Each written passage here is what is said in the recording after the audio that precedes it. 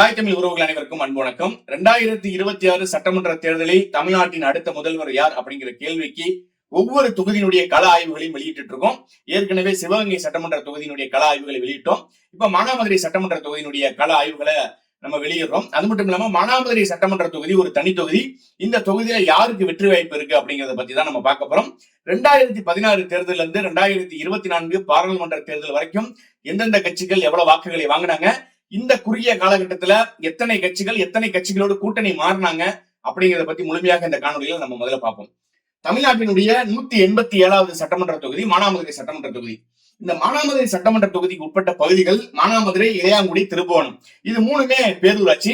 இதுல மொத்த வாக்காளர்கள் 2,76,761 வாக்காளர்கள். இதுல ஆண் வாக்காளர்கள் பாத்தீங்கன்னா 1,40,354 ஆண் வாக்காளர்களும், பெண் வாக்காளர்கள் 1,36,397 பெண் வாக்காளர்களும், திருநங்கைகள் 10 பேர் வாக்காளர்களா இதுல இருக்காங்க. அது மட்டும் இல்லாம இந்த தொகுதியில இதுவரைக்கும் யாரெல்லாம் வெற்றி பெற்றாங்க அப்படிங்கிற ஒரு கேள்வி இருக்கும்ல. இப்ப காங்கிரஸ் பாத்தீங்கன்னா 3 முறை வெற்றி பெற்றிருக்காங்க. திமுகவும் நின்றுருக்காங்க. திமுக கூட்டணி கட்சிகளும் அங்க போட்டிட்டு இருக்கு. திமுக கூட்டணி கட்சிகள் வைத்துப்போமே, இப்ப கிட்டத்தட்ட 4 முறை திமுக கூட்டணி கட்சிகள் வெற்றி பெற்றிருக்காங்க. அதிமுக 6 முறை வெற்றி பெற்றிருக்காங்க.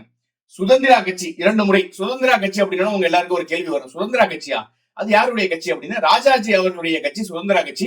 ராஜாஜி அவர்களுடைய கட்சி சார்பாக 2 முறை அங்க வெற்றி பெற்றிருக்காங்க. 1976ஆம் ஆண்டுல இருந்து இந்த தொகுதி தனி தொகுதியாக இருக்கு. தொடர்ந்து 48 ஆண்டாக இந்த தொகுதி தனி தொகுதியாக நீடித்து வருகிறது. பொதுவாக 3 தேர்தல் அல்லது 15 ஆண்டுகள் அரசு விரும்பும் வரை, தமிழ்நாடு அரசு விரும்பும் வரை ஒரு தொகுதி தனி தொகுதியாக இருக்கலாம். ஆனா இந்த தொகுதி கிட்டத்தட்ட 48 ஆண்டுகளாக தனி தொகுதியாகவே இருக்கு. அங்க இருக்கக்கூடிய மக்கள் எல்லாரும் என்ன சொல்றாங்க அப்படின்னா, இதை பொது தொகுதியாக மாத்தணும். அங்க இருக்கக்கூடிய அரசியல் கட்சிகளும் நிறைய பேர் இதுக்கு விருப்பங்களை தெரிவிச்சிருக்காங்க. இந்த மானாமதுரை 48 ஆண்டுகளுக்கு மேலாக தனி தொகுதியாக இருக்கு, இது பொது தொகுதியாக மாத்தணும் அப்படிங்கிற கண்டன குரல்களும் அங்க எழுந்துட்டு இருக்கு. அதுக்கடுத்ததா பாத்தீங்கன்னா, இந்த மானாமதுரை சட்டமன்ற தொகுதிக்குள்ள பாத்தீங்கன்னா இளையாங்குடி ஏற்கனவே பாத்தீங்கன்னா ஒரு சட்டமன்ற தொகுதி. ஆனா இளையாங்குடி என்ன பண்றாங்க அப்படின்னா 2008 இளையாங்குடி சட்டமன்றத்துல இருந்து நீக்கப்படுகிறது. அது ஒரு தொகுதியாக இருந்தது, நீக்கப்பட்டு மானாமதுரை சட்டமன்ற தொகுதியோடு இணைக்கப்படுகிறது. இதுல பாத்தீங்கன்னா 2016 சட்டமன்ற தேர்தல்ல அதிமுக எவ்வளவு வாக்குகள் வாங்குறாங்க அப்படின்னா 89,893 வாக்குகள், கிட்டத்தட்ட 48.45 விழுக்காடு வாக்குகளை அதிமுக அங்க பெறாங்க.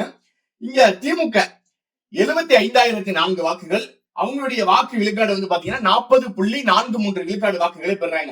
இங்க விசிக, இப்ப எல்லாருக்கும் ஒரு கேள்வி வரும், விசிக எப்போதுமே திமுக கூட்டணியில தானே இருக்கும், அவங்க எப்படி தனிச்சு நின்றாங்க அப்படின்னா, அப்பதான் அவங்க மக்கள் நல கூட்டணிங்கிற ஒரு கூட்டணியை உருவாக்கி மானாமதுரை தொகுதியில தனிச்சு போட்டிடுறாங்க.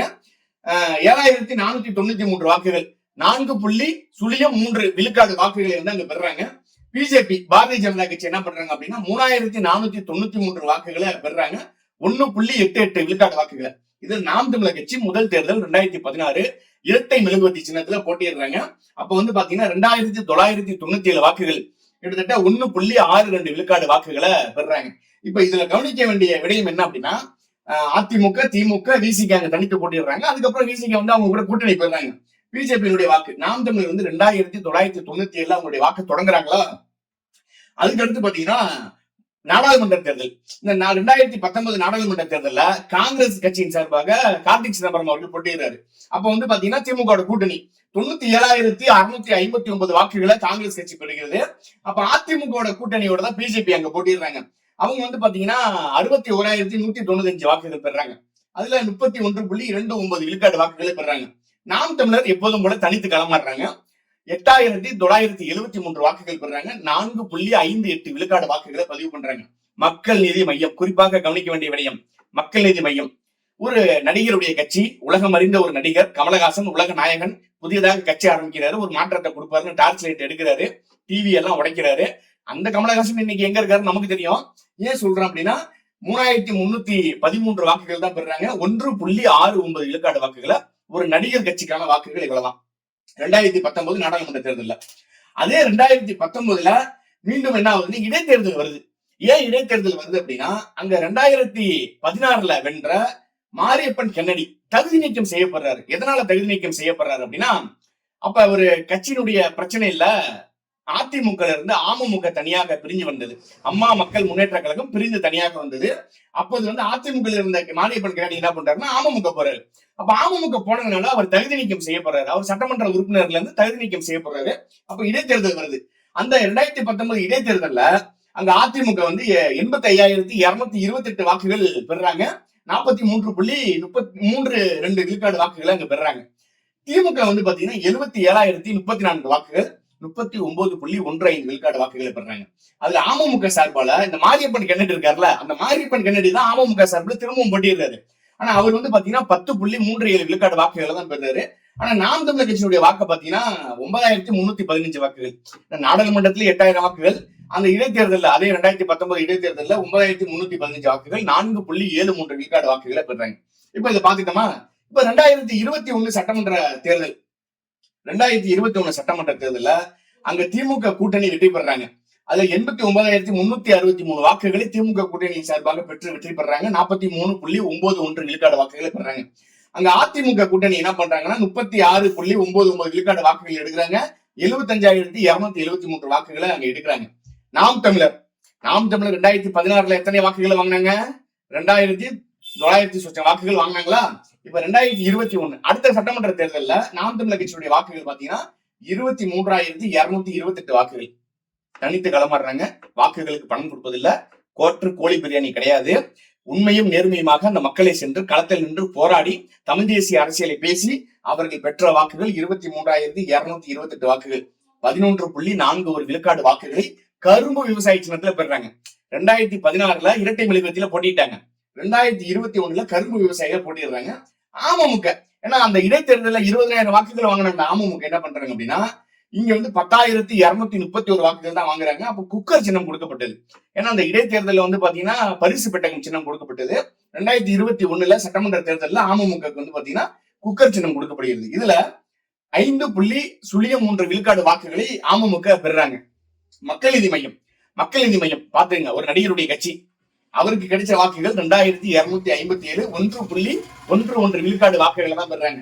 இப்ப மக்கள் நீதி மையத்தையும் நாம் தமிழர் கட்சியும் நீங்க கம்பேர் பண்ணும்போது கிட்டத்தட்ட 21,000 வாக்குகள் நாம் தமிழர் கட்சி அதிகமாக பெற்றிருக்காங்க. அப்ப ஒரு நடிகருங்கிறது காரணத்துக்காகவே யாரும் வாக்கு செலுத்த மாட்டாங்க. இப்ப நமக்கு ஒரு கேள்வி என்ன வரும்னா, மானாமதுரை சட்டமன்ற தொகுதி, இந்த மானாமதுரை சட்டமன்ற தொகுதியில கமலஹாசன் அவர்களுடைய ரசிகர்கள், புதிய மாற்றத்தை விரும்பக்கூடியவர்கள் எல்லாருமே 2,000 பேர் தான் இருக்காங்களா? அப்ப அவ்வளவுதான் கமலஹாசனுடைய ரசிகர்களுடைய பட்டாளமாங்கிற ஒரு கேள்வி இருக்குல்ல. இப்ப இது ஏன் சொல்ல வரேன்னா தமிழக வெற்றி கழகம் அதுக்கான காரணத்தை நான் சொல்ல வரேன். அதுக்கு வந்து பாத்தீங்கன்னா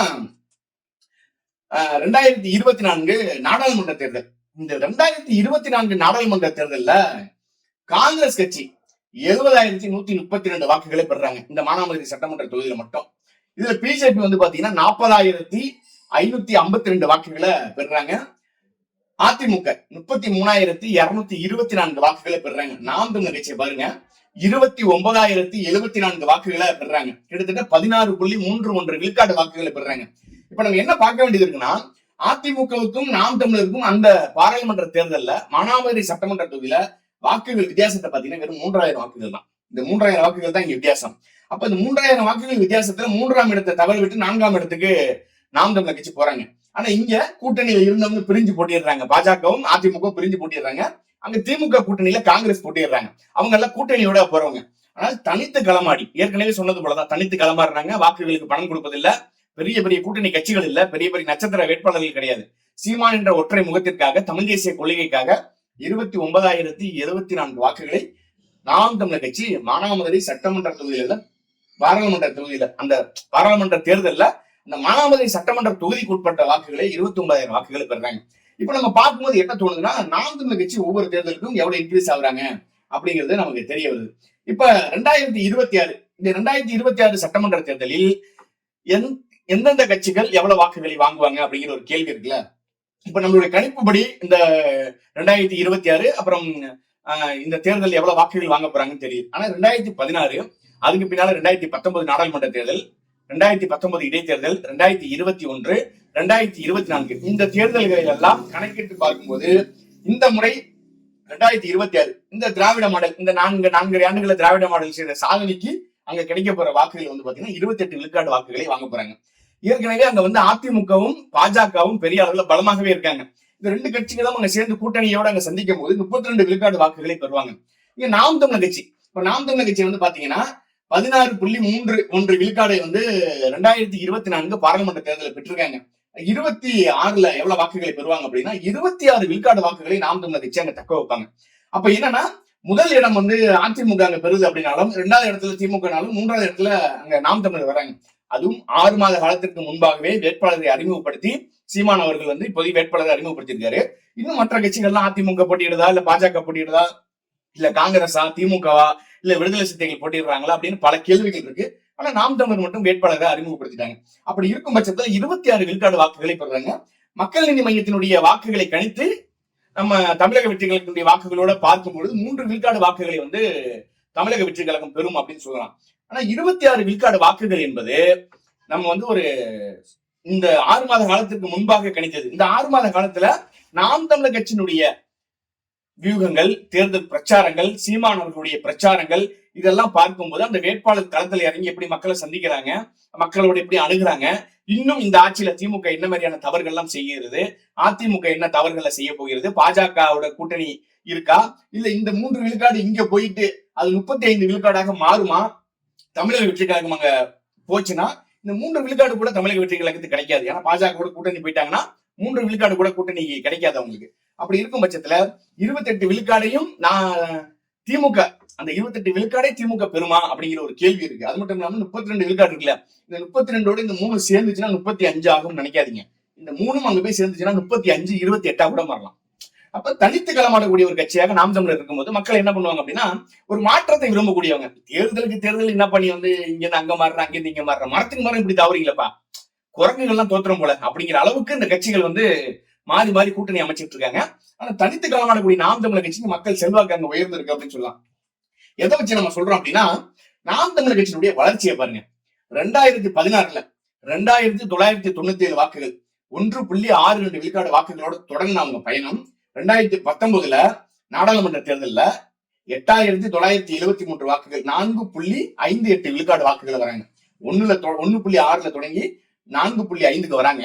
அதற்கு பின்னால பை எலெக்ஷன் அதுல பாத்தீங்கன்னா 9315 வாக்குகளை பெற்று 4.5ல இருந்து 4.7க்கு வராங்க.